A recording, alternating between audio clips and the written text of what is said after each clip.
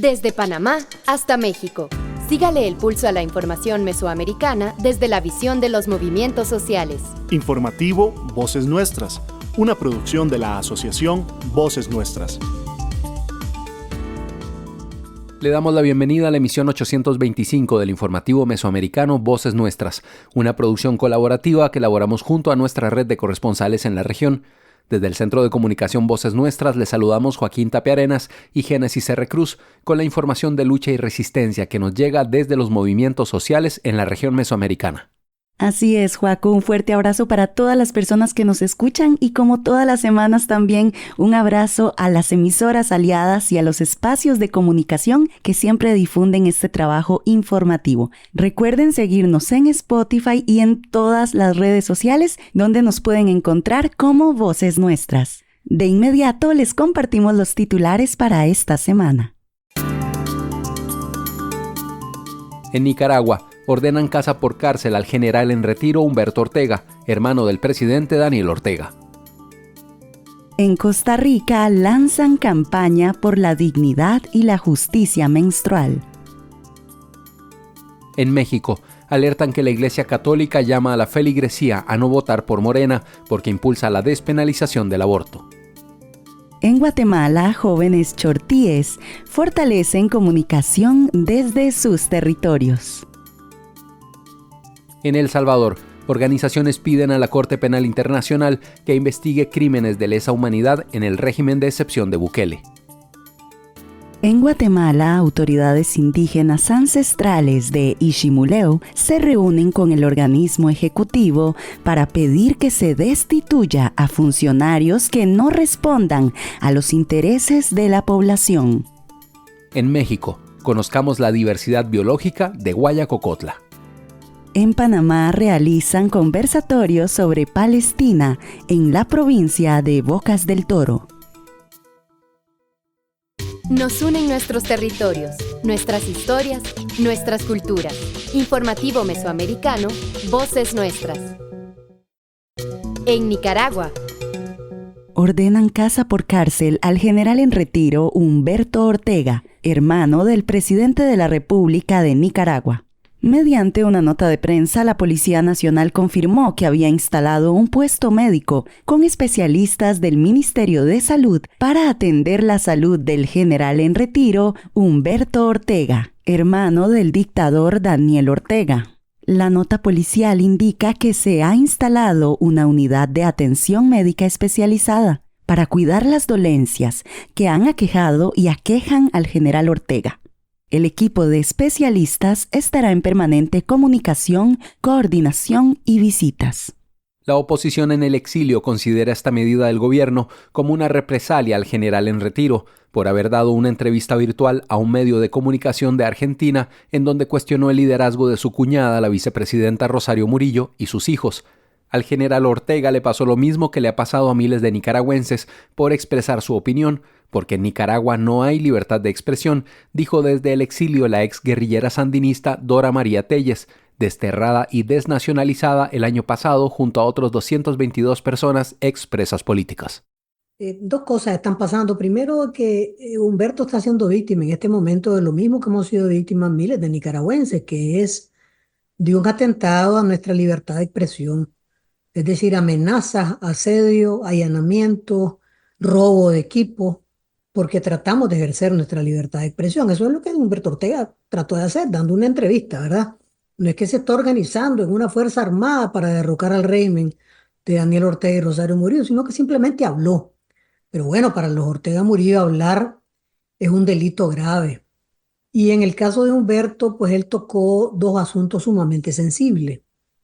Primero, dio por sentado de que el nivel de deterioro de Daniel Ortega es sumamente elevado y que puede haber una ausencia definitiva en el muy corto plazo, porque él fijó un término ahí de las elecciones de 2026 como lo más largo, ¿verdad? Y segundo, apuntó a que no hay capacidad dentro de la familia Ortega de que nadie lo pueda suceder, y mucho menos en el Frente Sandinista.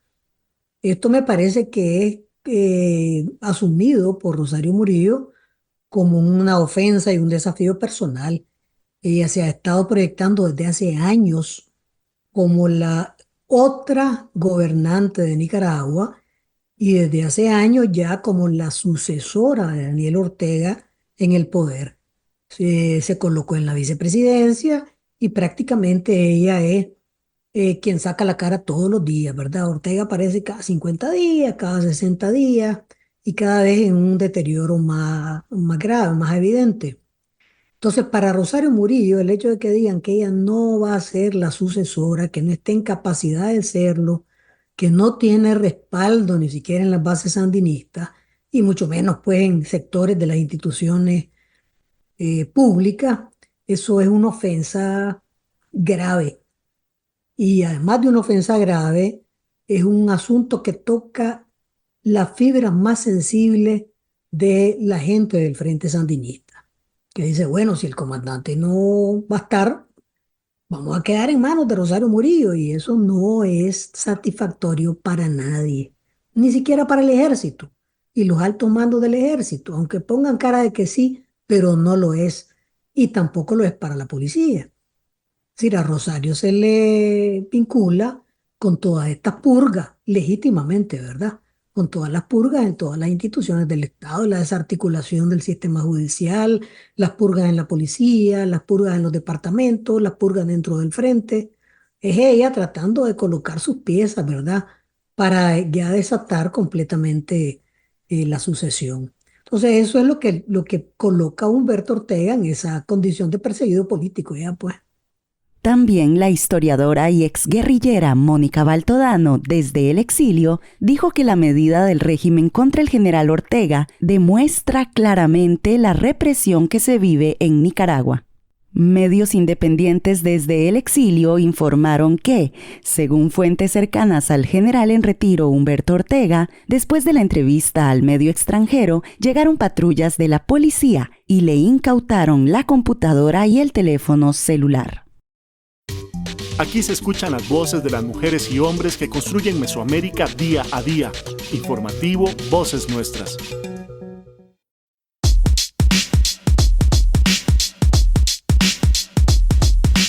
Hola amigas, les quiero contar que la anticoncepción de emergencia no es un método abortivo.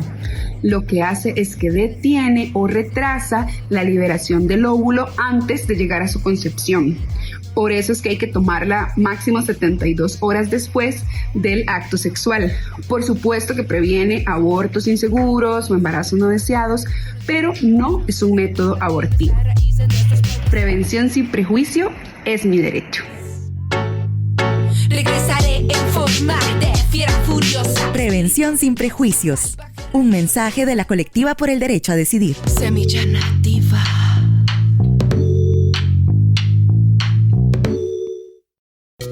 En Costa Rica, lanzan campaña por la dignidad y la justicia menstrual. En el marco del Día Mundial de la Higiene Menstrual y el Día Internacional de Acción por la Salud de las Mujeres, que se conmemoran cada 28 de mayo, Voces Nuestras y Niñas Sabias, con el apoyo del Fondo de Mujeres del Sur, lanzan la campaña Menstruamos sanas, seguras y sabias. Esta iniciativa multimedia busca generar conciencia sobre la importancia de la educación, justicia y dignidad menstrual, promoviendo los derechos de las niñas, mujeres y personas menstruantes en México y Costa Rica. La campaña se fundamenta en 3 ejes: menstruación sana, menstruación segura y menstruación sabia. Estos ejes buscan visibilizar la importancia de un manejo menstrual sostenible, posicionar la dignidad menstrual en la opinión pública y proporcionar información clara sobre las legislaciones vigentes en ambos países. Es roja, es roja, es roja, es mi sangre. Sangre buena, sangre amada, sangre que cura la tierra. Sangre buena, sangre amada, sangre que cura la tierra. Menstruamos sanas, seguras y sabias. Menstruamos sanas porque promovemos el uso de alternativas sostenibles de manejo menstrual, como las toallas sanitarias reutilizables, para reducir el impacto ambiental, proteger las economías de las familias y combatir la pobreza menstrual. Menstruamos seguras a través de narrativas feministas que buscan incidir en la opinión pública para garantizar una gestión menstrual digna y segura. Menstruamos Sabias. Proporcionamos datos verificables sobre la situación de la pobreza menstrual y las legislaciones actuales en México y Costa Rica, fomentando la participación ciudadana en la defensa de estos derechos. La gestión menstrual es un derecho humano fundamental. Sin acceso a productos de manejo menstrual adecuados y a educación, las personas menstruantes enfrentan discriminación, estigmatización y problemas de salud. En México se estima que el 69% de las niñas tenían poca o ninguna información sobre la menstruación al momento de su primer periodo. En promedio, una persona menstruante necesitará al menos 360 toallas o tampones al año, lo que equivale a entre 5.000 y 15.000 productos a lo largo de su vida. Estos productos desechables, hechos de plástico, pueden tardar más de 500 años en descomponerse en los vertederos. Además, el gasto en productos menstruales desechables puede representar alrededor de $43 anuales, que equivalen al 5% del total de gastos de un hogar en situación de pobreza, según el Fondo de Población de las Naciones Unidas. En total, las personas menstruantes gastan más de $1,000 en productos desechables de manejo menstrual a lo largo de su vida. La campaña por la dignidad y la justicia menstrual forma parte de las acciones del proyecto Sanas, Seguras y Sabias, Niñas Libres de Violencia y Discriminación, y es una invitación a sumarse a esta causa para incidir ante las instituciones locales y nacionales y crear un ambiente donde todas las personas menstruantes puedan gestionar sus ciclos con dignidad, salud y seguridad. Para más información y unirse a esta campaña, puede visitar el sitio web niñasabias.com o vocesnuestras.org. Los materiales también están disponibles en las redes sociales de Instagram, Facebook y TikTok de Voces Nuestras. En México. Alertan que la Iglesia Católica llama a la feligresía a no votar por Morena porque impulsa la despenalización del aborto. El próximo 2 de junio serán las elecciones federales en México, donde se renuevan los cargos de Presidencia de México, 128 senadurías y 500 diputaciones federales. A pocos días de estas elecciones, en la publicación del 22 de mayo del medio Democracy Now!, se destaca que en un recuento en lo que va del 2024, al menos 134 personas han muerto en ataques motivados políticamente que se han producido en México, incluidos 24 candidatas y candidatos políticos.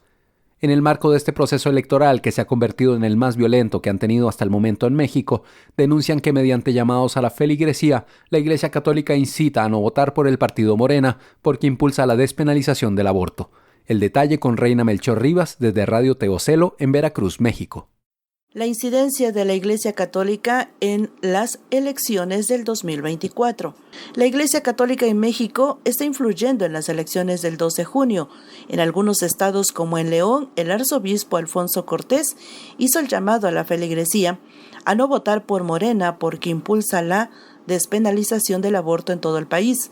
La iniciativa del clero contraviene la Constitución y la ley de asociaciones religiosas que prohíbe de manera explícita a los ministros de culto a involucrarse en actividades políticas y proselitistas, como lo marca el artículo 130 constitucional. Analistas e investigadores señalan que no es la primera vez que la Iglesia interviene en estos procesos democráticos, señala Marco Antonio Baños, ex consejero del INE e investigador, y Carlos Garma, profesor e investigador de la UAM Iztapalapa. A mí no me sorprendió tanto, viendo que Guanajuato es el estado que sigue siendo el estado más católico de la República y donde todavía hay un peso muy fuerte de la institución de la Iglesia Católica Apostólica Romana, prácticamente en todos los sectores sociales. En eso sí es un elemento que llama la atención, o sea, el apoyo hacia la Iglesia Católica se da en todos los estratos sociales y dado la posición sumamente conservadora de la clerecía católica en el Estado. A mí me tocó ver cómo a finales de 2010 ocurría esta situación que tú narras en la elección de Tlaquepaque, y me tocó ver también cómo, usando un medio que se llamaba Desde la Fe, un medio impreso, Hugo Valdemar, que era el vocero de la Arquidiócesis de la Ciudad de México, hizo una serie de señalamientos en contra del PRD, que promovía iniciativas de ley en temas del aborto y reconocimiento de las parejas de personas del mismo sexo, etcétera. La Constitución en el 130 y el Código entonces Federal de Instituciones y Procedimientos Electorales, hoy LEGIPE, dicen claramente que la Iglesia no se puede meter en asuntos de la política. La situación es preocupante si el pueblo de México se enfrenta a una nueva estrategia de intervención en la incidencia del voto de muchos católicos. Estamos a 10 días de las elecciones en nuestro país. Reportó desde Radio Teocelo en Veracruz, México, Reina Melchor Rivas. En Guatemala. Jóvenes chortíes fortalecen la comunicación desde su territorio. El grupo, integrado por 16 jóvenes entre hombres y mujeres, en promedio con 17 años de edad, forman parte del pueblo maya chortí. Tienen una escolaridad desde sexto de primaria hasta el diversificado. Quienes completaron el diversificado aspiran a poder optar y llevar una carrera universitaria. La intención que une a estos jóvenes es realizar una comunicación desde la región chortí y para el pueblo chortí. Todos ellos responden a un llamado del Gran Consejo de Autoridades Ancestrales e Indígenas Maya Chortí. Este llamado se dio este año 2024. La razón de la integración de este grupo de jóvenes es para que puedan desarrollar la comunicación comunitaria y convoquen a otras personas jóvenes durante esta experiencia. A partir del 23 de mayo, que concluye su capacitación, el grupo de comunicadores y comunicadoras tendrán por delante el reto de comunicar a sus comunidades. Además, la gestión de mayor y mejor formación en temas de comunicación o temas relacionados con su cultura. 6 jóvenes comentan sobre los objetivos y alcances que busca este grupo del territorio chortí. La nota con el corresponsal Herbert Reyes desde Guatemala. Emilio Esquivel Ramírez nos comenta el significado que tiene la existencia del Gran Consejo de Autoridades Ancestrales Maya Chortí. Bueno, la existencia del Gran Consejo significa que somos descendientes mayas. Nuestros antepasados lucharon mucho por defender la tierra, nuestra madre tierra, el agua, los bosques, el derecho a la vida, y por lo tanto el Gran Consejo está para darnos explicación y enseñarnos cómo debemos nosotros seguir las huellas que han dejado nuestros pasados. Lilian García Ramírez nos cuenta qué actividades de comunicación han desarrollado hasta este momento. Bien, yo y mi grupo hemos salido a grabar videos, a tomar fotos, y en nuestra primera entrevista fue aquí en Camotá, donde entrevistamos al señor presidente Bernardo Arévalo, que vino a entregar las semillas mejoradas. Gracias. A Edwin Ramírez le gustaría desarrollar el aprendizaje de comunicación radial, como lo comenta a continuación. Algo que a mí me gustaría conocer y desarrollar es la comunicación radial, ya que por medio de ella podemos transmitir información sobre qué pasa en nuestra región. Igual podríamos dar a conocer cosas importantes como religiosas y culturales solamente. Nercy Roxana Vázquez Raimundo nos comenta qué herramientas se hacen necesarias para producir comunicación. Hasta el momento estamos haciendo el trabajo con el poco recurso que tenemos, ya que no contamos con las suficientes herramientas para poder desarrollar un trabajo mejor, ya que nos hace falta computadoras, cámaras, teléfonos, quizá más capacitaciones para desarrollarnos más saber más sobre las herramientas que nos ayuden a digitalizar y la edición de contenido solamente. Ronnie, desde este grupo de jóvenes chortí, ¿qué significa la palabra comunicación? Yo creo que la palabra comunicación es una palabra muy aclaratoria. Yo creo que la comunicación es comunicarnos desde las comunidades, informar qué es lo que sucede Y yo creo que hay varios puntos de informaciones que suceden en nuestras comunidades y yo creo que han sido bastante desinformadas por la gente que a veces, o por las televisiones que a veces no influyen en las comunidades, sino que cuesta bastante, sino que por eso estamos en este proceso, para informar desde las comunidades. Yo creo que en las comunidades suceden desastres naturales, amenazas de hidroeléctrica, empresas mineras, y yo creo que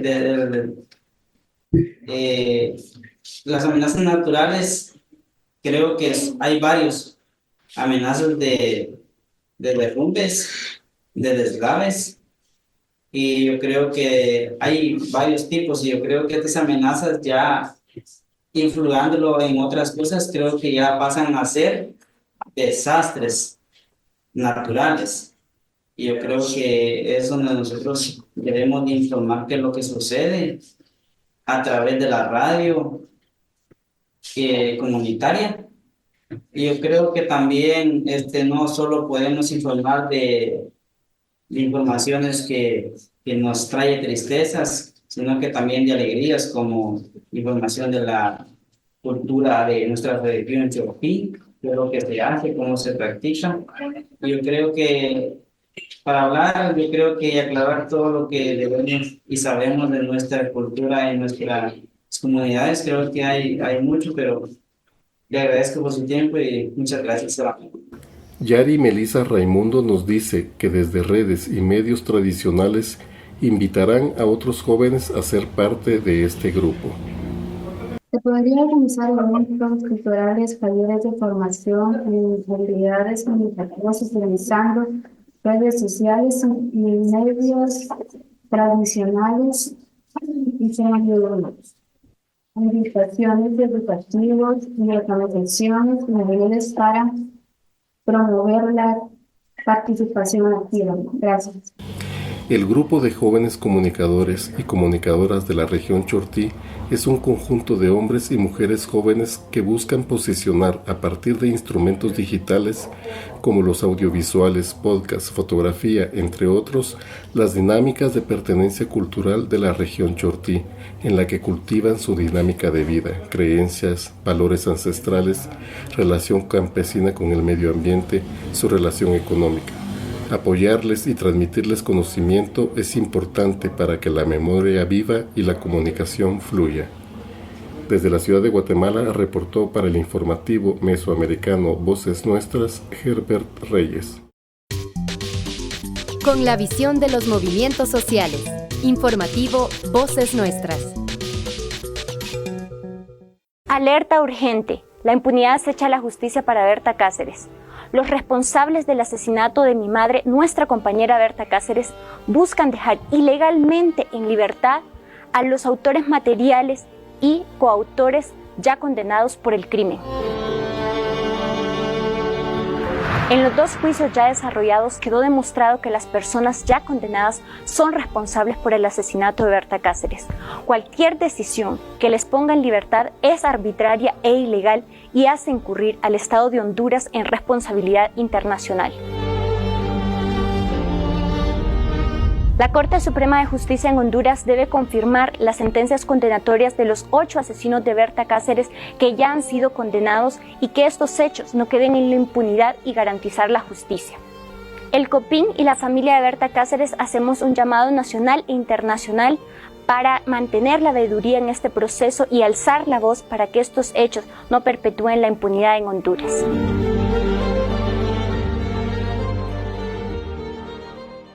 Soy Claudia Corol, integrante del equipo de Educación Popular Pañuelos en Rebeldía y de Feministas de la Vía Yala. Fui compañera y amiga de Berta Cáceres y acompaño la lucha del COPIN y de la familia de Berta para lograr justicia y que no se perpetúe la impunidad muy propia de nuestros países. Nos alarma muchísimo la demora en la sentencia de los 8 detenidos responsables del crimen de Berta. Nos alarma porque más allá de los reconocimientos oficiales, es imprescindible contar con sentencias firmes que impidan que estos hechos vuelvan a repetirse. Sabemos de la crueldad con la que actuaron David Castillo, la empresa DESA, el grupo contratado para realizar el femicidio empresarial. Por eso decimos que terminen las dilaciones. Berta vive, Copín sigue. Basta de demoras. Para Berta toda la verdad, toda la justicia. En El Salvador. Organizaciones piden a la Corte Penal Internacional que investigue crímenes de lesa humanidad en el régimen de excepción de Bukele. Luego de analizar los 5 años que lleva Nayib Bukele en la presidencia de El Salvador, organizaciones de derechos humanos registran varias violaciones a los derechos humanos durante el régimen de excepción decretado desde marzo de 2022. La información con Kevin Muñoz desde Radio YSUCA en El Salvador.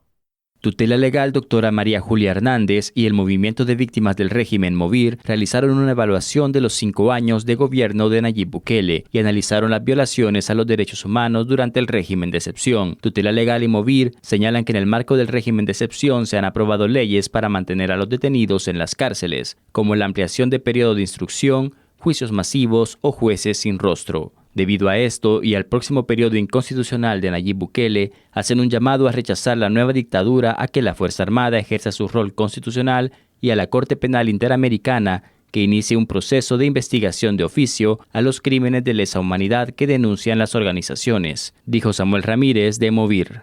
Por todo lo anterior, hacemos un llamado vehemente a 1. A la sociedad salvadoreña a rechazar la nueva dictadura que ha sido impuesta a través de la violación de nuestro marco constitucional y de fraudes avalados por las instituciones que están llamadas a ejercer Contraloría del Poder. 2. A la Fuerza Armada a ejercer su rol constitucional y no prestarse a repetir la historia de dictaduras del siglo pasado. 3. A la comunidad internacional a no dejar solo a nuestro país, rechazar la dictadura que comienza el 1 de junio del 2024 y apoyar de forma decidida a las fuerzas democráticas de este país. 4. A la Corte Penal Internacional que inicie un proceso de investigación mutuo propio de los crímenes de lesa humanidad cometidos por el Estado salvadoreño en el contexto del régimen de excepción que ha sido ampliamente documentado. Las organizaciones defensoras de derechos humanos consideran que existe una falta de interés del Estado salvadoreño para garantizar la seguridad de la población. Señalan a la Fuerza Armada como responsable de crímenes durante el conflicto armado y de corrupción y negociaciones del gobierno con grupos delincuenciales. Añadieron que en el 2019, cuando Bukele asumió la presidencia, se implementó el Plan Control Territorial que ahora sería reemplazado por el régimen de excepción, tras la ola de homicidios de marzo de 2022, luego de que se rompiera la tregua con las pandillas, dijo Ovidio Mauricio de Tutela Legal. Después de más de 2 años de implementación del Plan Control Territorial con disminución sostenida en los homicidios, en marzo de 2022 hubo 87 homicidios en un periodo de 72 horas, debido al rompimiento de la comprobada tregua que sostenía el gobierno de Bukele con las maras. La mentira oficial que celebraba los éxitos del gobierno quedó en evidencia. El logro de la reducción se debía a un nuevo acuerdo del gobierno con grupos delictivos. Como medida urgente para supuestamente contener la violencia, el 27 de marzo de 2022 se aprueba el régimen de excepción, una medida ilegal e inconstitucional que debería ser temporal y extraordinaria por mandato de nuestra Constitución. Con la adopción del régimen de excepción, la realidad del país se volvió más precaria. Junto con la corrupción, despilfarro, eliminación de la institucionalidad, hambre y desempleo, la ciudadanía fue despojada de derechos fundamentales que lo protegían del poder del Estado, debilitando las garantías de un juicio justo e imparcial y el derecho a la defensa. El régimen de excepción ha sido prorrogado por más de 2 años, atentando contra el principio de presunción de inocencia, y ha sustituido el Plan Control Territorial en la narrativa oficial de éxito en seguridad. Las organizaciones señalaron que continuarán con su trabajo en defensa de los derechos humanos pese a las persecuciones a los defensores y activistas que han denunciado con anterioridad. Desde Radio YSUCA en El Salvador, para el informativo mesoamericano Voces Nuestras, informó Kevin Muñoz. En Guatemala.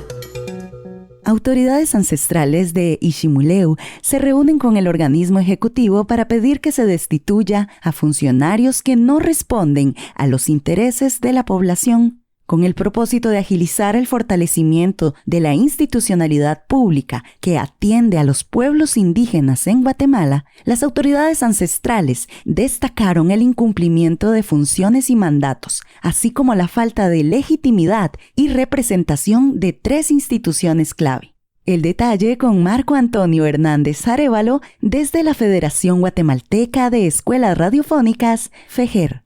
Las autoridades indígenas ancestrales de Iximuleu, Guatemala, Mesoamérica, como se le denomina a esta organización de autoridades de diversos pueblos del país, se pronunciaron ante diversas situaciones y coyunturas actuales en Guatemala. Una de estas fue su posicionamiento para el fortalecimiento de la institucionalidad indígena. En este sentido, exigieron la destitución de los funcionarios públicos de las instituciones de Estado de competencia de pueblos indígenas, específicamente de 3 instituciones: del Fondo de Desarrollo Indígena Guatemalteco FODIGUA, de la Defensoría de la Mujer Indígena DEMI y de la Comisión Presidencial contra la Discriminación y el Racismo CODISRA. Escuchemos.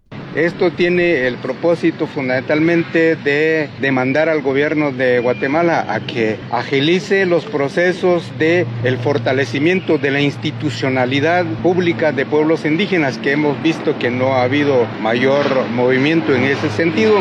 Las autoridades indígenas ancestrales de Iximuleu al gobierno de la República de Guatemala comunicamos que el seguimiento al restablecimiento y fortalecimiento de la institucionalidad indígena en el aparato del Estado, como autoridades indígenas ancestrales de Iximuleu, exponemos las siguientes cláusulas para la remoción de los funcionarios y servidores públicos de la institucionalidad indígena del Estado de Guatemala. 1. Incumplimiento de su mandato como Asamblea de Autoridades Indígenas Ancestrales de Iximuleu. Hemos realizado las discusiones y análisis sobre el actuar de los funcionarios nombrados por el gobierno corruptos y que están al frente de la institucionalidad indígena, quienes no responden a los intereses de los pueblos indígenas de Guatemala. 2. Incumplimiento de sus funciones derivado a que desde su nombramiento han prostituido la institucionalidad indígena al servicio de intereses corruptos, además que no han cumplido con los mecanismos para el acercamiento a la población indígena en Guatemala. 3. Falta de legitimidad y representación. Los actuales funcionarios públicos, desde la conformación de sus expedientes, sus nombramientos y sus acciones, han respondido únicamente a compadrazgo. En ningún momento han implementado mecanismos de coordinación con las autoridades indígenas y la razón es bastante clara. Ellos responden a intereses partidarios, por lo que todos los funcionarios al frente de la institucionalidad indígena no son legítimos ni representativos de los pueblos indígenas de Guatemala. Por lo tanto, exigimos la inmediata remoción de las y los funcionarios públicos de la institucionalidad indígena, Fondo de Desarrollo Indígena Guatemalteco, FODIGUA, Defensora de la Mujer Indígena, DEMI, y la Comisión Presidencial contra la Discriminación y el Racismo, los pueblos indígenas en Guatemala, CODIRSA. 2. Agilizar el nombramiento de funcionarios capaces, honestos y comprometidos con legitimidad de las autoridades indígenas ancestrales de acuerdo a los procedimientos institucionales. Derivado de lo anterior, las autoridades indígenas ancestrales de diversos territorios aglutinados en Iximuleu demandamos el restablecimiento de la institucionalidad indígena, Fondo, DEMI, CODIRSA. Las autoridades indígenas ancestrales del espacio de Iximuleu no claudicaremos hasta lograr la transformación del Estado de Guatemala. Guatemala, 23 de mayo 2024.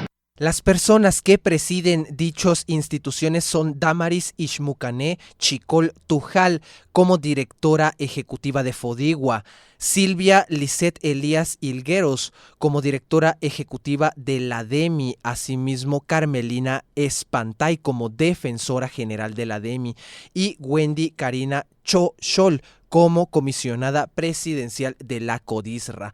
Por otra parte, las autoridades de Iximuleo y el Consejo Ancestral Maya Ekchi de el municipio de El Estor y Zabal se pronunciaron ante el último desalojo ocurrido en la comunidad Buenavista de El Estor durante horas de la mañana del pasado miércoles 22 de mayo de 2024. Escuchemos.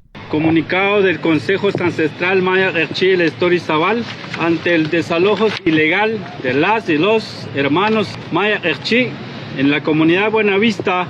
Es preocupante la forma arbitraria de las autoridades estatales que sigue violentando los derechos humanos a convivencia de los terratenientes, empresas de palma aceitera y mineras. No es posible que el Ministerio Público siga señalando a las familias y las comunidades que son culpables de la crisis climática cuando en realidad es causa del monocultivo de la palma y la minería de cielo abierto. Demandamos y exigimos al Ministerio Público que ya no siga criminalizando de las defensoras y defensores de la Madre Tierra. Actualmente hay 7 órdenes de capturas en contra de hermanas y hermanos de la comunidad Buenavista, quienes hoy viven bajo la intemperie.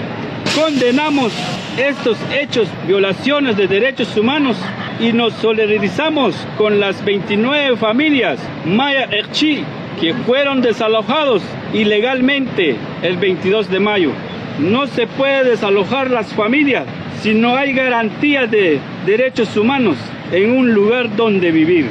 Alzamos nuestra voz como autoridades ancestrales Maya Ekchi en el territorio y exigimos el respeto de nuestros derechos, especialmente a la institución, el Ministerio Público, que está sirviendo a la corrupción del crimen organizado de terratenientes y empresas extractivas, como también jueces cooptados. No más desalojos, no más criminalización en contra del pueblo Maya Ekchi. Consejos Ancestral Maya Ekchi El Estor y Zabal, 23 de mayo 2024. Muchas gracias. ¡No más desalojos! ¡No más desalojos! ¡Que vivan los pueblos originarios! ¡Que vivan! ¡Y un paso atrás! ¡Y un paso atrás! Marco Hernández informando desde los territorios. Con la visión de los movimientos sociales. Informativo Voces Nuestras.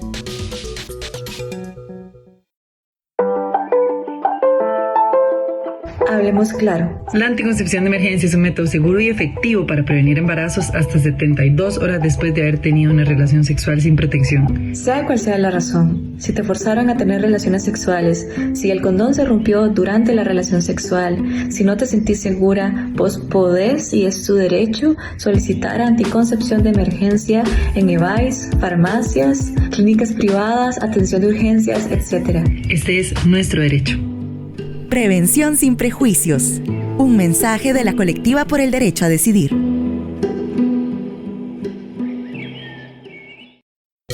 En México. El municipio de Guayacocotla, en el estado de Veracruz, en México, es considerado como uno de los municipios con mayor diversidad biológica del estado. La diversidad biológica de cada región forma parte importante de la vida humana y comunitaria. Al respecto, desde Radio Guaya nos comparten el siguiente reportaje. La biodiversidad es la amplia variedad de plantas, animales y microorganismos existentes, pero también incluye las diferencias genéticas dentro de cada especie. La variedad de organismos vivientes, tanto vegetales como animales, que tenemos en el mundo, ¿no? O sea, hay toda una serie de elementos importantes del aspecto bios y que, bueno, implica a veces una gran ventaja. Se entiende a la diversidad biológica o biodiversidad como todas las formas de vida que hay en el planeta, ya sean animales, plantas y microorganismos. Dentro de esta concepción se incluye la variabilidad genética y variedad de ecosistemas. También incluye a las distintas razas de animales domesticados y plantas cultivadas.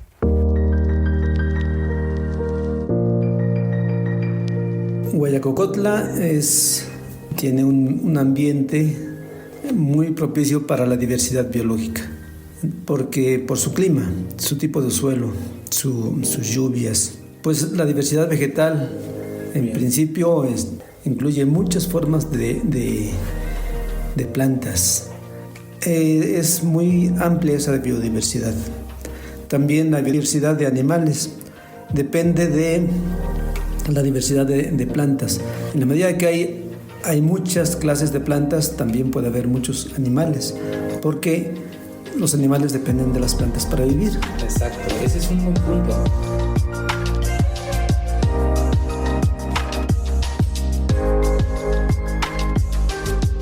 ¿Sabían que la naturaleza desempeña un papel muy importante en nuestras vidas, ya que de ella se obtiene comida, agua y el aire que necesita el ser humano? Protege de inundaciones y climas extremos. La biodiversidad es pilar que sostiene a la civilización humana y que los peces proporcionan cerca del 20% de las proteínas que consumen las personas, y más del 80% de la dieta humana está basada en plantas.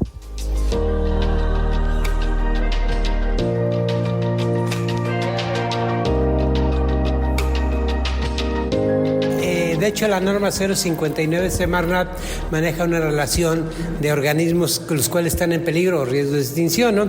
De hecho, de aquí de la zona de Guaya hay varios que están anotados. Por ejemplo, entre plantas el cedro, o el cedro blanco, o un cuprés, que es un cuprés de celado. Hay muchas orquídeas que también están entre la norma, varias cactáceas. De hecho, la ventaja de el municipio de Guayacocotla, que tenemos 3 tipos de clima, ¿no? El clima árido, clima de templado frío y clima entre comillas tropical o caliente, y cada uno de ellos presenta una biodiversidad específica, tanto de animales como de plantas.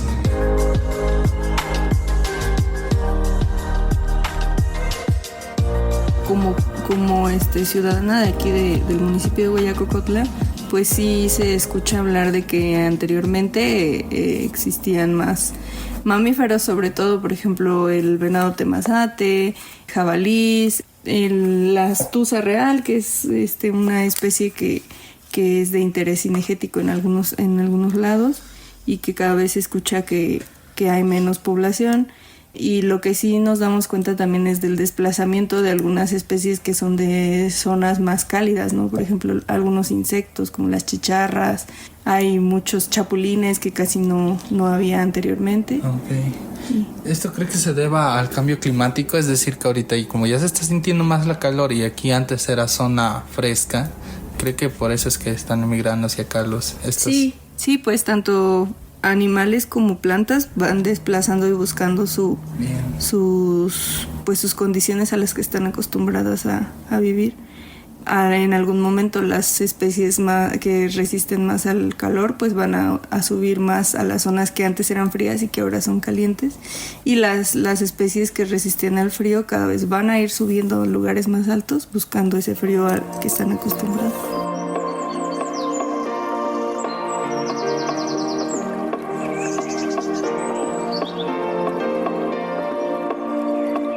¿Sabían ustedes que México es un país que contiene una gran diversidad biológica, ya que posee cerca del 70% de la diversidad mundial de especies, aun cuando el país ocupa solo el 1% de la superficie terrestre? Se encuentra en el 5º lugar con mayor número de plantas vasculares, el 3er lugar en mamíferos, 11 en aves, el 2º en reptiles y el 5º en anfibios. Se caracteriza por estar compuesta de un gran número de especies endémicas, lo que significa que no se encuentran en ninguna otra parte del mundo.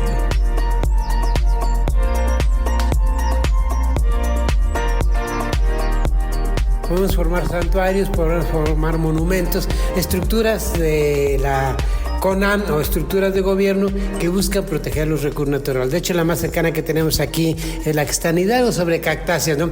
En Guaya también podríamos armar algunos jardines botánicos o algunas otras estructuras que se pudiera ver y proteger los elementos que se tienen en la zona. Incluso se podría promover a nivel de escuelas como parte de jardines botánicos y ver, sobre todo hay que identificar qué especies están en peligro de extinción, sobre todo por el comercio ilegal o por los aprovechamientos que se están dando de ese lado, ¿no? Pero sí hay estrategias y hay técnicas y hay estructuras o instituciones que protegen la biodiversidad. Sí es factible y lo deberíamos de hacer. La diversidad de la vida es la riqueza, pues, de todos, de todo el planeta. Las plantas y los animales no los debemos ver como usufructo material, como convertirlos en dinero, sino que nos ofrecen, pero no solo a nosotros, sino nosotros les podemos ofrecer y ellos a nosotros la coexistencia. Coexistir plantas y animales porque dependemos todos en este mundo. Por ejemplo, nosotros los seres necesitamos del oxígeno y que el oxígeno no lo dan las plantas, pero las plantas dependen del dióxido de carbono que nosotros sacamos cuando sacamos el aire. Bien. Ellos, para las plantas, eso es vida, porque con eso se hacen los azúcares. Con agua, luz solar y dióxido de carbono se produce la materia orgánica de las plantas, en las hojas. Entonces, somos mutuamente dependientes. La vida es muy compleja y debemos, pues, respetarla. Si no conocemos, tenemos que respetarla, por lo menos. Muchas gracias, reportó Donatiu Maya Serna, y esto fue La Diversidad Biológica. Esta es una producción de Radio Guayacocotla, La Voz Campesina. Aquí se escuchan las voces de las mujeres y hombres que construyen Mesoamérica día a día. Informativo Voces Nuestras. Todas las personas, independientemente de nuestra nacionalidad, tenemos derecho al trabajo. El derecho a condiciones equitativas, dignas, justas y satisfactorias de trabajo, a la protección contra el desempleo, sin discriminación. Este es un derecho fundamental para el pleno desarrollo humano y su ejercicio se relaciona con el acceso a otros derechos. Para las personas en situación de movilidad, acceder a un trabajo digno es clave para romper con ciclos de violencia y desigualdad y prevenir su exposición a redes de trata o situaciones de abuso laboral. Bajo sus obligaciones internacionales, los estados deben garantizar la eliminación de barreras y actos discriminatorios que impacten en el acceso y ejercicio del derecho al trabajo y en las condiciones laborales de las personas. Fomentar a través de políticas y acciones el acceso a un entorno de trabajo seguro, saludable y digno. Promover la eliminación de todas las formas de trabajo forzado y de trabajo infantil. Te invitamos a hacer la diferencia promoviendo y exigiendo políticas públicas que protejan los derechos laborales de las personas en situación de movilidad humana. En Panamá, la resistencia del pueblo palestino contra el genocidio del Estado de Israel sigue siendo un tema que activa la reflexión de los pueblos solidarios, que entienden de luchas populares y de causas justas. Dania Batista Guevara, de Radio Temblor Internacional, nos informa sobre el conversatorio que se realizó en la provincia de Bocas del Toro, en Panamá, sobre este tema. El pasado 22 de mayo se desarrolló el conversatorio titulado Palestina, la lucha de un pueblo por su liberación, en el Centro Regional Universitario de Bocas del Toro, Changuinola, de la Universidad de Panamá. Actividad organizada por el Comité Panameño de Solidaridad con Palestina, Copasolpa, y la organización estudiantil Pensamiento y Acción Transformadora, PAT. El evento inició con la proyección del cortometraje Gaza, ganador del Premio Goya al Mejor Documental 2019. La misma denuncia la vulneración de los derechos humanos que sufre el pueblo palestino en la Franja de Gaza, además de la imposición de bloqueo al que son sometidos por los sionistas israelíes con total impunidad, además de la complicidad de las potencias occidentales como Estados Unidos. Acto seguido, tomó palabra Pedro Silva, integrante de Copasolpa, quien hizo una analogía de la lucha por la liberación de Palestina con la lucha librada por el pueblo panameño por la soberanía en la extinta zona del Canal, territorio controlado por los Estados Unidos durante prácticamente todo el siglo XX. Además, argumentó el legítimo derecho que tiene el pueblo palestino de defenderse de los ataques bélicos por parte de los sionistas de Israel. Defensa que los medios de comunicación tradicionales controlados por el lobby imperialista yanqui y sionista han intentado demonizar, pero que cada día con sus acciones criminales queda al descubierto dónde está la verdad. Posteriormente intervino el doctor Walid Sayed, miembro también de Copasolpa, quien tocó varios puntos, entre ellos la resistencia del pueblo palestino con la resistencia del pueblo originario Nove Buglé, quienes han luchado contra el colonialismo y la usurpación de sus tierras, además de que no puede existir el supuesto llamado de un pueblo escogido por Dios para cometer genocidio y exterminar otro pueblo. Escuchemos declaraciones del doctor Walid Sayed, de la Oficina de Información Palestina en Panamá e integrante de Copasolpa. Muy buenas tardes. Atendiendo a la invitación que nos ha hecho el Centro Regional Universitario de la Universidad de Panamá, aquí en Changuinola, en donde venimos por primera vez a aceptar esta invitación que sobre el tema de Palestina, la actualidad del genocidio que en Gaza ocurre producto de los crímenes que Israel comete contra la población palestina.